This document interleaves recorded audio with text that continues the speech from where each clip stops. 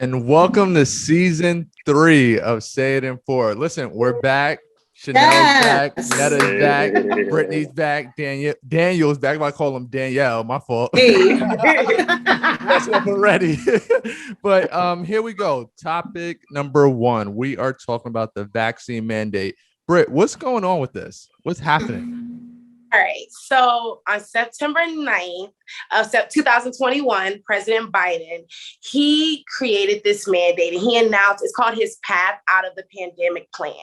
And in this plan, he built into it where people that are in the private sectors, employers in the private sectors, the health services sectors, as well as the federal government sectors, they are requiring their employees to either be fully vaccinated or to test them on a weekly basis.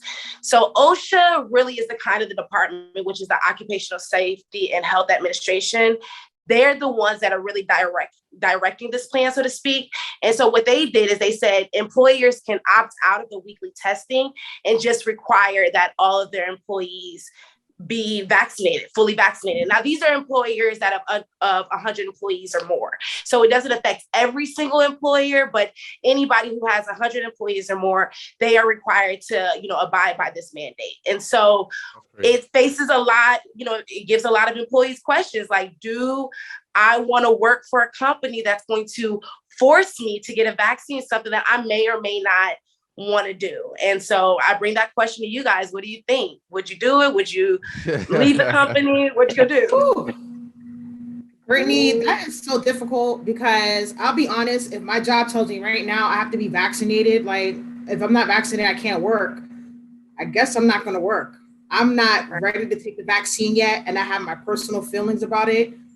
Many of you don't know that I've caught COVID back in January, and I was in the hospital for like 8 days. Now, I will say, I know there's this, it's this narrative that, you should get the vaccine, especially if you already had COVID, because it prevents you from like getting really sick again. But my thing is, I have PTSD from already having COVID. Like my biggest fear is what happens if I get that injection and something bad really happens to me?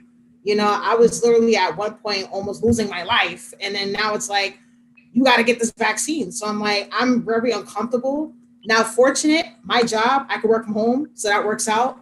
And if anybody is taking a stance on not getting the vaccine, and if it comes down to them not taking the job, then just be prepared. That's all I have to really tell them. But like, what about the people who are taking the vaccine and they're fine?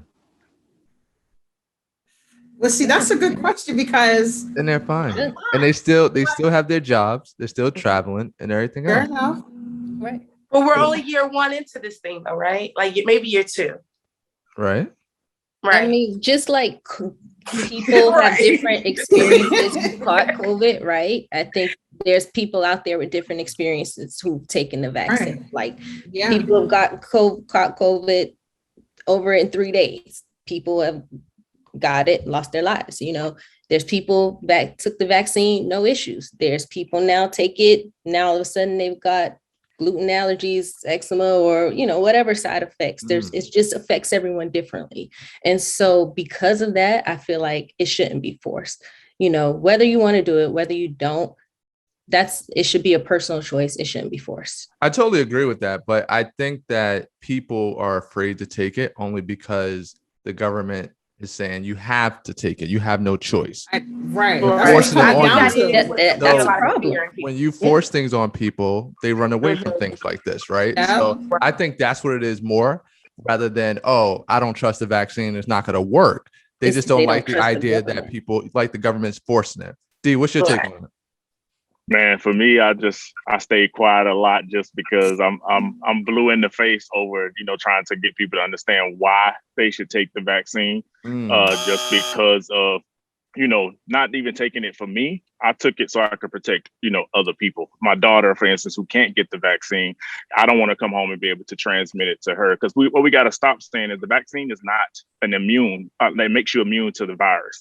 It slows the transmission and allows your body to build up the immunities that it needs to do it. So people who are having side effects, some of them had underlying conditions that they didn't know about, that is allowing them to be brought to the light. The same with COVID. COVID brought out a lot of underlying conditions that people didn't know they had. So when they caught COVID, that's what resulted in them, trying to go to the hospital. But I think this being forced is no different than all the other immunizations that we have to get every year. And COVID came from an immunization that already existed. So it's already been tested. And then from us developing the COVID vaccine, we now have led to other, scientific advancements being made, because we're about to see an HIV vaccine come onto the market.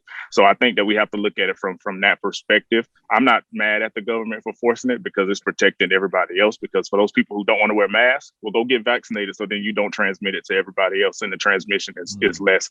Because even though you get the vaccine, you can still get COVID. Now we're at a point to where it's just allowing us to be safe and not affect everybody else, and we can get back to normal by having this vaccine and having it out there. Because once our body builds up immune systems to it, it's going to be the same. It's no different than the flu vaccine. The flu vaccine is redone every year because they are trying to figure out which one is out there, A or B. So they redo the vaccine every year. So people say, well, I don't trust the COVID, but you go get your flu shot every year. For those who don't, then I can stand with their argument, because they're like, hey, I don't even get the flu vaccine. But for those people who go get the flu vaccine and all those other ones, those vaccines are boosted every year. So either way, it's a new vaccine. And before we move on, right? So I was on my way to the studio here in the car, and and I'm listening to the radio, AM radio, and I think they said they're testing right now to see if it's okay if they can actually mix the vaccine. So if you take Moderna or Moderna, whatever that is, you can mix it with Johnson & Johnson and you'll be fine. So they're testing that right now, which is kind of crazy. Now, one guy who's completely against it, Mr. Irving, Kyrie Irving to be exact. No, what's going on with homeboy? First off, Kyrie Irving, if you guys haven't been keeping up with the latest news, Stephen A. Smith, he's a famous ESPN commentator. He's the first one giving you his input on basketball players, on sports in general. Now, if you guys haven't watched it, Stephen A. Smith was very disappointed with Kyrie Irving, because he mentioned his decision and him not wanting to get unvaccinated was very stupid. Meaning, how can Kyrie Irving be one of the top players of the Brooklyn Nets? I mean, many people go to these games to see him play. Mm-hmm. And Stephen was very upset that, he had invited Kyrie Irving has got Kevin Durant, a big time player, to come on the Nets, James Harden to come on the Nets. And he feels like he's letting the Brooklyn team down by them losing the opportunity to win a championship, because he wants to take a stance on not being unvaccinated. Now, Kyrie Irving, on the other hand, is like, no, listen, I'm making a stance because this is how I feel. And I represent the people that don't want to take a vaccine. Now, granted, I don't know whatever promises that he was told that he can be exempt from the vaccine, but the way things is moving, you're in New York. New York is mandating you have to have a vaccine in order to go to restaurants, in order to go to events. And being that you are an NBA player, you're going to have to get vaccinated, because like I said, that's what it is in New York. So I got a question real quick. Daniel, do you find it to be selfish that Kyrie don't want to take this vaccine for the Brooklyn? No, and I think we got to stop this divide on people who don't want to get it versus who do. If you don't want to get the vaccine, cool, don't get the vaccine. Right. But I want you to also know that there's consequences to if your job or those types of things are mandating it. So if you don't want to get it, don't get it. But if that means you don't have a job, your ass don't have a job. If that means that you can't play basketball, guess what? Now you got to lose. And I think he's going to stand there losing almost $135 million if he don't play. So it's like, but you got to make a decision. That just shows how strong his conviction is in this, that he's willing to give up that money. He's willing to give up, his chance to win a championship. That's easy to say when you already made 25 mil. Yeah, right. Exactly. So, I mean, if this man if he want to put himself first as a human and don't want to shuck and jive and entertain for everybody, and he's like, I need to put myself first, my family first, what I think is best, then we got to respect that. And every person whose job is on the line and all of that, you just have to make that decision for yourself. And if that's what they decide, to walk away from their job and go on and do other ventures, maybe they'll figure out something else they've been wanting to do all along. That's their decision. And we shouldn't be, trying to make them feel bad about that. Yeah. Can I ask you this though? But can I say this? If he's not comfortable getting the vaccine, why can't they just make him take the COVID test when he goes into the gym? Because how's it any different if he takes a COVID test and he's negative? Isn't the whole idea of people taking the vaccine supposed to prevent them from getting sick? Okay. So is Kyrie Irving really a threat for not getting unvaccinated, or is the threat really on him not getting vaccinated, depending on his health, because they're pushing this narrative that for the unvaccinated people that don't get the vaccine, you know, they're the only ones that's dying from the COVID because they're not vaccinated, which I know people personally that's had COVID, people that's had the COVID shot and they actually died from COVID. So my whole thing about Kyrie Irving is that I respect his decision. And I think that because people are uncomfortable with being forced and pressure, could they offer other options? Like you said, having a I think what Kyrie has to understand though is that he's an investment. Owners have put up the money for him to be able to play. So the reason they want him to get vaccinated is because vaccination slows down you going to the hospital. Yes, people have died from it, but it's also been with underlying conditions that they already had that existed. But what they're telling him is, look, Kyrie, you're worth X amount of millions of dollars for our team. If you don't get vaccinated and somebody on the team gives you COVID and you die, our investment is now gone. Right. And we don't have to. So that's what it's really coming down to. And I know Kyrie sees it from that perspective, but he's also strong and staying in his stance.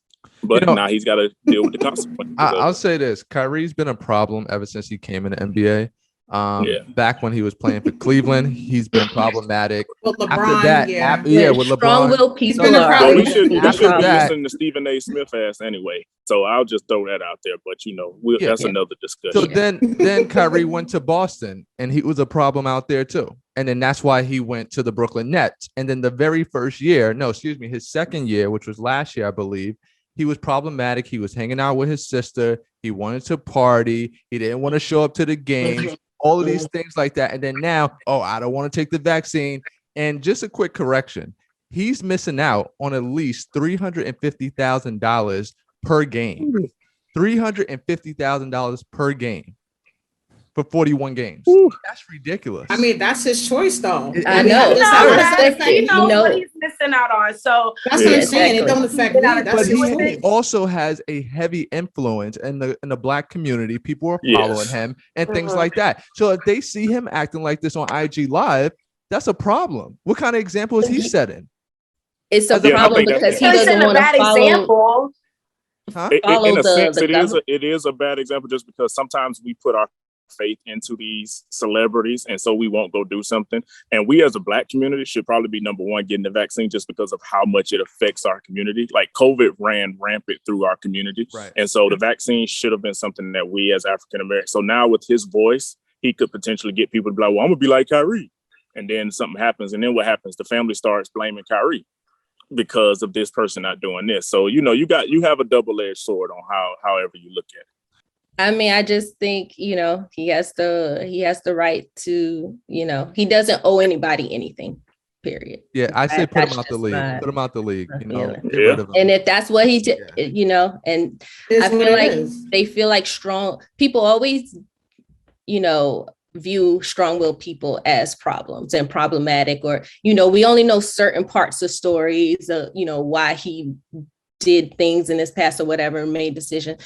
And if you look at his career and all the choices he made over his career, it's always going against the grain, like not following in line and stuff and sticking to what he believes in. So listen, another guy who don't give a damn, and he's in the news too, right? Like they're talking about him crazy right now. Dave Chappelle, Netta. Why?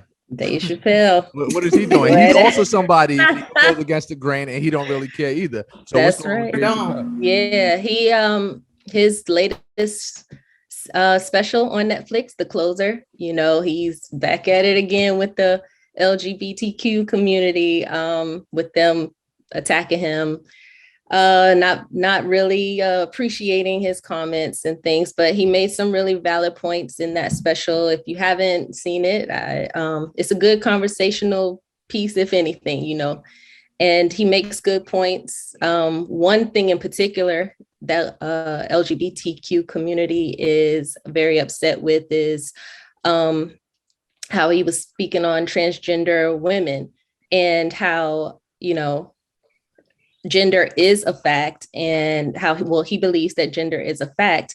And so, while he believes that, yes, transgender women are women, there's still a certain degree and level to it. Like, you may have a vagina, you can get a vagina, but can you give birth? He made that point, and that really didn't sit well with them because a lot of people did agree with that. And that's a very strong community and movement, and they are fighting very hard to be seen as equal as, they should. So anything that starts to, I think, get the public view to kind of shift and be like, that is right, that is true type of thing, they're definitely attacking it. And again, they're a very strong community and very powerful, very influential. Mm-hmm. And Britt, how do you feel about that?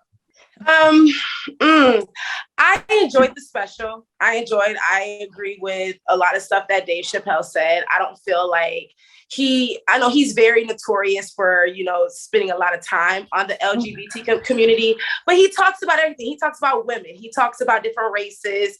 He really touches on everything. And especially in the closer, I feel like he purposely went and touched on a lot of different things that might step on people's shoes. He didn't care.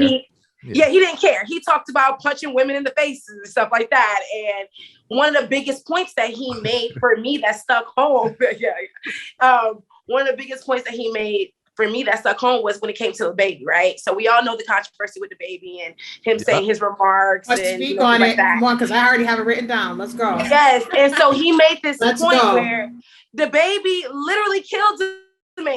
Killed the man in Walmart and got clout. That was cool. Yeah. He got clout. His career even boosted up more. He did everything. And then he literally made a comment, which I've seen that comment so many times. Yes, it was, but I really don't see the bigness, the big deal behind the comment he made.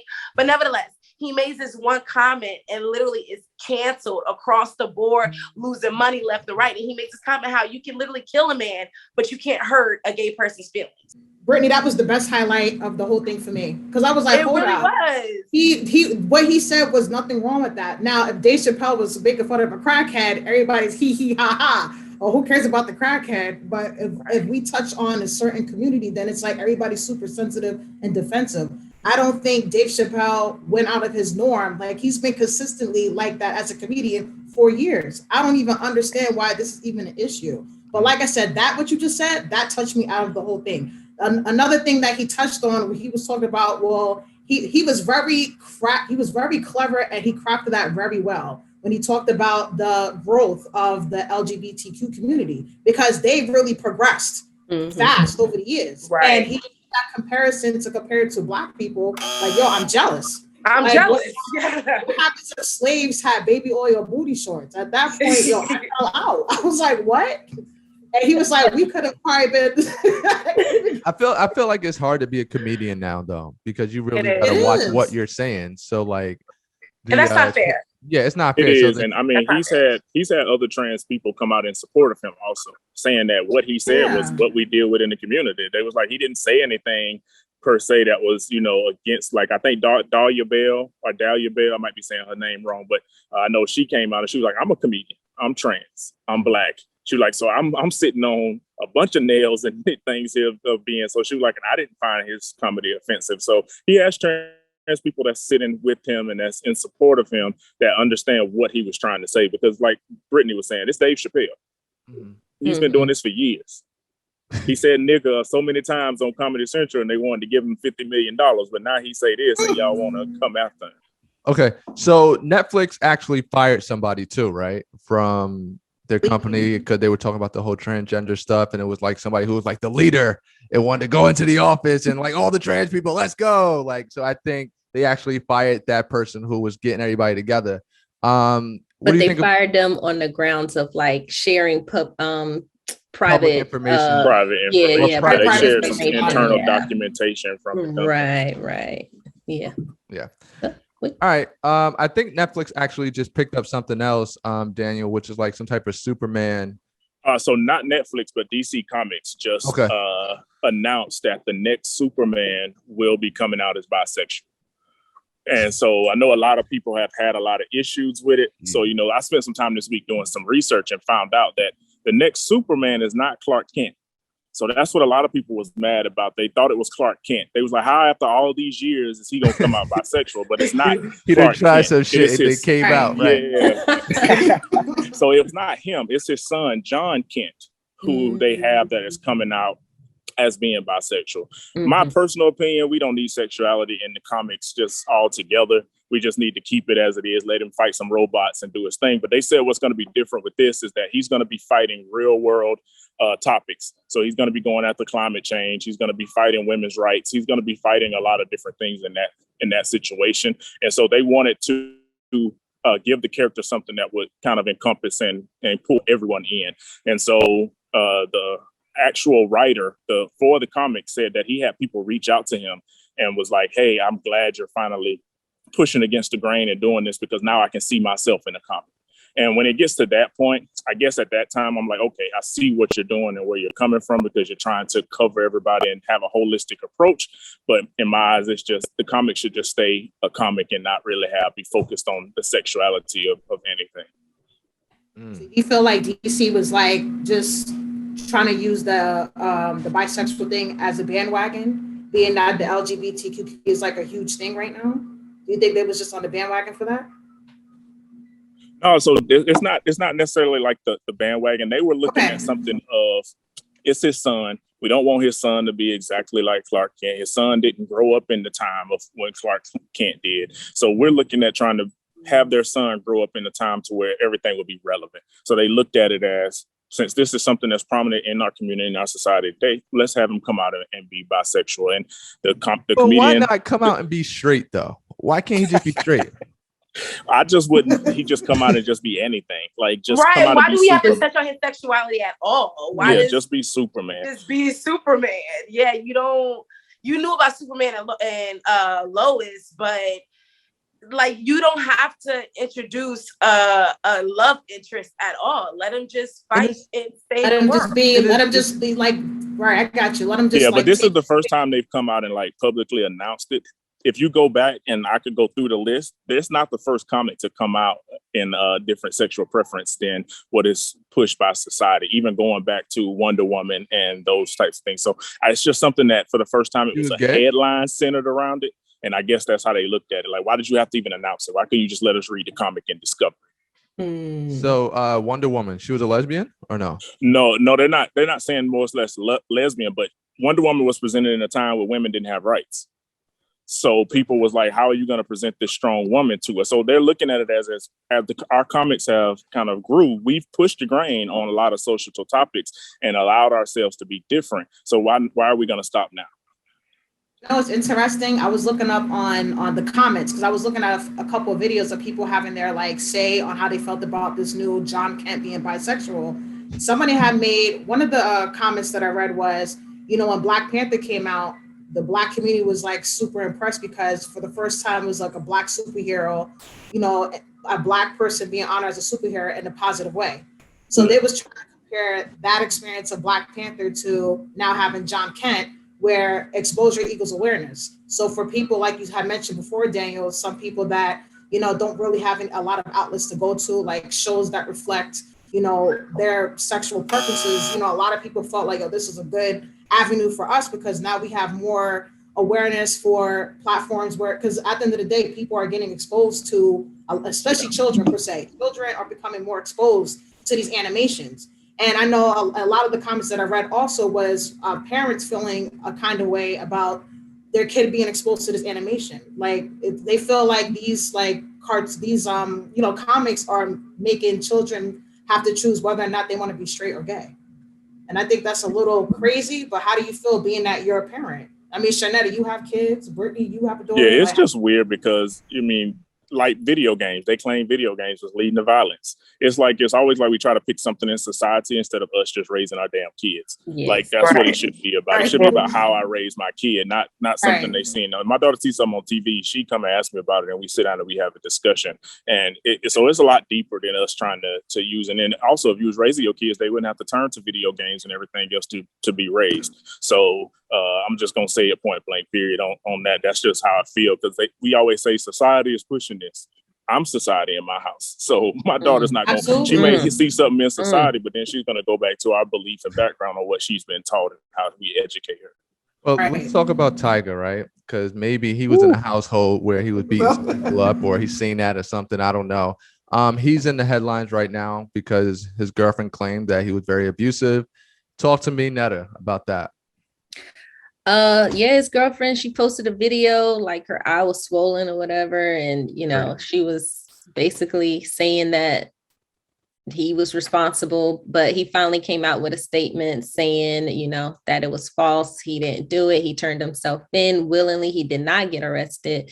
So it's still developing, and man, Tiger seems to stay in some stuff. I'm torn. I'm tired of and not necessarily, and this is no bashing women or anything, but it's beginning to be almost like the woman cries wolf mentality. And it's making it to where women who actually need help and are actually going through something is making it hard to make them believable. And we're making them the victim now before we believe them, because some women are just coming forward with BS instead of, doing it and being truthful about what happened. So that's what makes it hard, because now if Brittany per se really had some stuff going on and she came out, the public eye is going to crucify her, because they're going to be like, we've seen this narrative before, until, they see some hard put evidence. So I think we got to get to a point to where it's like, look, if you come forward and it ain't true, your ass is going to jail. Right. Yeah, right. Okay. Some type for of real, because even the text messages, she had put text messages on TMZ, and people was like, if you got beat by Tiger, why are you on TMZ before you call the cops? Why are you like, you sure? That's a red flag. Right. Red flag. Lord, red flag. Red flag. All right. Well, look, we got to go. We got to close up. All right. This is episode. Yeah. Already. We're done. This is episode 1. Welcome back to season 3. Like I said earlier, we got Nell, we got Netta, we got Britt, and we got Daniel. Thank you guys for joining us every Monday at 12 p.m. All right.